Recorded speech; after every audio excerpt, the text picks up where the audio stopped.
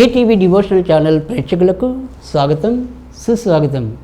ఈరోజు నక్షత్రాలు లక్షణాలు శీర్షికన మనం ఆశ్లేష నక్షత్రం యొక్క గుణాలేంటి, మరి ఏది సద్గుణం ఏది దుర్గుణం, ఇలాంటి విషయాలన్నీ కూడా కూలంకుషంగా తెలుసుకునే ప్రయత్నం చేద్దాం.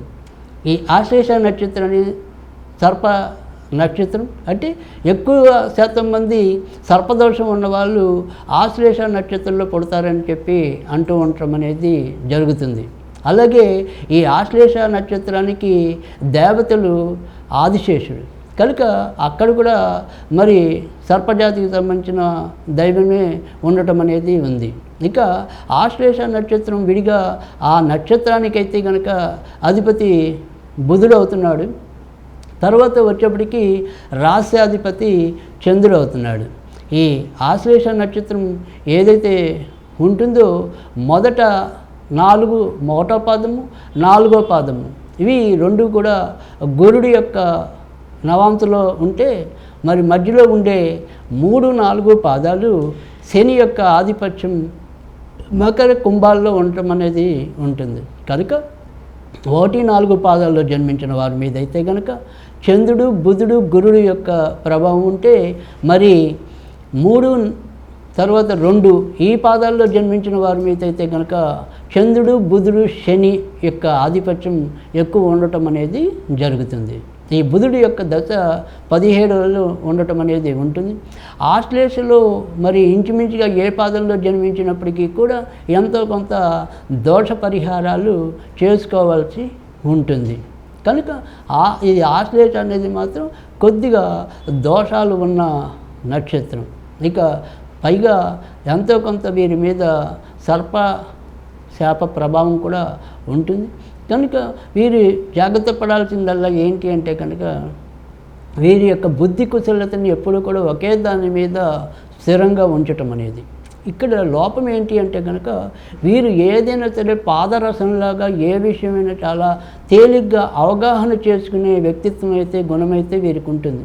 అలాగే ఇతరులకి సహాయపడే గుణంలో కూడా వీరు చాలా ముందు ఉండటం అనేది ఉంటుంది.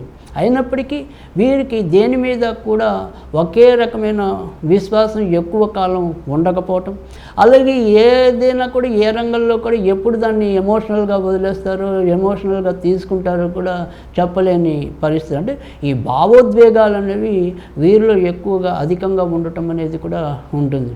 ఒక్కోసారి ఉన్నట్టుండి పెద్ద పెట్టున ఏడ్ చేయాలనుకుంటారు, ఉన్నట్టుండి ఒక్కోసారి పెద్ద పెట్టున నవ్వేయాలనుకుంటారు.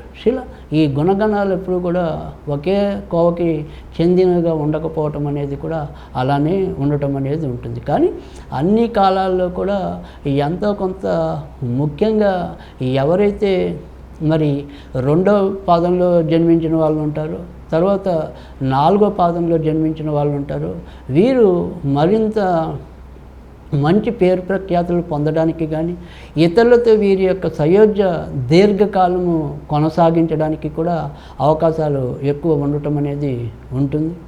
ఇక ఎవరైతే మరి 1వ పాదంలో జన్మించి ఉన్నారో, తర్వాత మళ్ళీ 3వ పాదంలో జన్మించి ఉన్నారో వాళ్ళు మాత్రం కొంతవరకు బ్యాలెన్సింగ్గా ఉండలేకపోవటం, అలాగే ఈ యొక్క సంబంధ బాంధవ్యాలు కూడా స్థిరంగా కొనసాగించలేకపోవటం అనేది కూడా ఎక్కువ ఉంటుంది.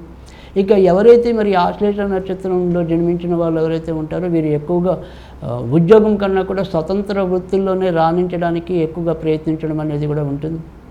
ఇంకా చంద్రుడు బుధుడు మనం చెప్పుకున్నది, అలాగే తర్వాత వచ్చేప్పటికి గురుడు కనుక ఫైనాన్స్ రంగంలో కూడా వీరు ఎక్కువగా ఉపయోగపడటం అనేది ఉంటుంది. తర్వాత బిజినెస్ మేనేజ్మెంట్లో కూడా వీరు ఎక్కువ రాణించడానికి కూడా అవకాశం ఉంటుంది. కనుక ఎంబీఏ లాంటివి వీరికి చాలా ఎక్కువ మేలు చేయటం అనేది, బీబీఏ కానీ బీబీఎం కానీ అలాగే ఇలాంటివి ఏవైనా సరే అంటే ఏవైతే వ్యాపారాత్మక అంశాలు బోధించే ఏవైతే విద్యలు ఉంటాయో అలాంటి వాటిల్లో వీరు ఎక్కువగా ప్రతిభా పాఠవాలను ప్రదర్శించడానికి కూడా అవకాశం ఉంటుంది. తర్వాత మరి వీరు ఏదైనా సరే కమ్యూనికేషన్కి సంబంధించిన ఫీల్డ్లో కూడా ఎక్కువ రాణించడానికంటే మనం చెప్తూ ఉంటాం, అంటే మీడియా రంగం అనుకోండి, దాన్ని కమ్యూనికేషన్ ఫీల్డ్ అంటాం. సో కమ్యూనికేషన్కి సంబంధించిన రంగాల్లో కూడా వీరు ఎక్కువగా తమ యొక్క ప్రతిభా పాఠవాలను ప్రదర్శించడానికి కూడా అవకాశం ఉంటుంది. తర్వాత వచ్చేప్పటికి ఏదైనా మనం యాంకరింగ్ అంటాం, ఇలా వ్యాఖ్యాతలుగా. సో వ్యాఖ్యాతలుగా పేరు ప్రఖ్యాతులు సంపాదించినప్పటికీ కూడా మళ్ళీ మనం ఇదే రకమైన కాంబినేషన్లో కూడా పొందడానికి కూడా ఆస్కారం అయితే కనుక ఈ కర్కాటక రాశి వారికి, ముఖ్యంగా ఆశ్లేష నక్షత్రంలో జన్మించిన వారికి ఎక్కువగా యోగదాయకమని చెప్పాల్సి వస్తుంది. ఇక మామూలు చదువు ఏదైనా చదవాలి అనుకుంటే కనుక, అంటే ఇందాక మనం చెప్పుకున్నాం ఎంబీఏ కానీ ఇలాంటివి వ్యాపారాత్మకవి, అలా కాకుండా ఏదైనా మనం ఇంజనీరింగ్కే వెళ్ళాలి అనుకుంటే కనుక ఎలక్ట్రానిక్స్ కానీ ఎలక్ట్రికల్ కానీ ఇలాంటి వాటికి సంబంధించిన రంగాల్లో అయితే కనుక రాణించడానికి అయితే అవకాశం ఉంటుంది. ఇంకా ప్రభుత్వ ఉద్యోగాల్లో కూడా అలాగే ఏదైనప్పటికీ కూడా ఎలక్ట్రికల్ ఇంజనీరింగ్ కానీ ఎలక్ట్రికల్కి సంబంధించిన వాటిల్లో రాణించడానికి ఉంటుంది. తర్వాత మళ్ళీ కొంతవరకు వీరు ఏదైనా సరే అగ్రికల్చరల్ బీఎస్సీ కానీ ఇలాంటివి చేసి కూడా అగ్రికల్చర్ రంగంలో రాణించడానికి కూడా అవకాశం ఉంటుంది. కనుక ఆ రకమైన చదువులు ఎంచుకున్నప్పటికీ కూడా ప్రయోజనం అనేది ఉంటుంది. అయితే మొదట వీరికి ఏదైనా సరే 17 ఏళ్ళు ఇంచుమించుగా ఈ బుధ మార్గదశ అనేది ఉంటుంది. తర్వాత 7 ఏళ్ళు వచ్చేప్పటికీ ఇంచుమించుగా మీకు కేతు మార్గదశ అనేది ఉంటుంది. కనుక యావరేజ్గా 20వ ఏట తర్వాత నుంచి వీరి జీవితంలో చాలా చక్కగా, ముఖ్యంగా శుక్ర మార్గదశ, రవిదశ ఈ రెండు కూడా బాగా ఎక్కువ మందికి యోగించడం అనేది ఉంటుంది. కాబట్టి ఈ తర్వాత ఏదైనప్పటికీ కూడా సుమారుగా మనకి 20వ ఏట తర్వాత నుంచి వీరి జీవితంలో అన్ని రకాల సుఖాలు కూడా ఎక్కువ అనుభవించడం అనేది, ఎప్పుడు కూడా డబ్బుకి లోటు లేకుండా వారి జీవితం అనేది వెళ్ళిపోవటం అనేది కూడా ఉంటుంది. కనుక ఈ ఆశ్లేష నక్షత్రంలో ముఖ్యంగా ఎవరైతే మరి 2-3 పాదాలలో జన్మించారో వారు ఇతరులని అతిగా గుడ్డిగా నమ్మి వారి యొక్క ఆస్తుల్ని కొంతవరకు పోగొట్టుకునే అవకాశాలు, లేదా వారి యొక్క సంపాదనలో ఎంతో కొంత బయటికి ఇచ్చి తిరిగి రాబట్టుకోలేకపోవటాలు ఇలాంటివి కూడా ఎక్కువ ఉంటాయి. కనుక సాధ్యమైనంత వరకు కూడా ఎవరికి ఎక్కువ అప్పులు ఇవ్వటం, అలాగే ఎవరినో ఒకరిని చేరదీసి వారి యొక్క ఏవైతే కొంత ఆస్తిని వృత్తిపుణ్యాన్ని అన్యాక్రాంతం చేయటం ఇలాంటివి కూడా వచ్చే ప్రమాదాలు ఉంటాయి. కనుక ఆ రకంగా వీరు కొంతవరకు జాగ్రత్త పడటం అనేది అవసరం. ఇక ఈ ఆశ్లేష నక్షత్రం కిందకి మనం చెప్పుకున్న వీటి మీద ఆదిశేషుడి యొక్క ప్రభావం ఎక్కువగా ఉంటుందని, అయినప్పటికీ కూడా వీరు మరి వినాయకుడిని ఎక్కువగా, వీరికి కూడా వినాయక ఆరాధనే ఎక్కువ మేలు చేయటం అనేది ఉంటుంది. ఇక అలా కాకుండా ఏదైనప్పటికీ కూడా మరి ప్రత్యక్షంగా ఏదైనా సర్పాల కంటే శనివారాల పూట అప్పుడప్పుడు ఈ నాగేంద్రుడికి ఎక్కడైనా చిమ్మిని నివేదన చేయడం వల్ల కూడా వీరి నక్షత్రానికి ఉండే దోషాలు తగ్గే అవకాశాలు ఉంటాయి.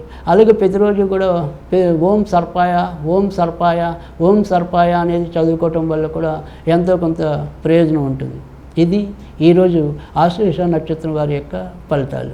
ఈ వీడియో మీకు నచ్చితే ఇలాంటి మరిన్ని వీడియోల కోసం మా ఛానల్ని సబ్స్క్రైబ్ చేయండి, లైక్ చేయండి, కామెంట్ చేయండి, షేర్ చేయండి. Thank you.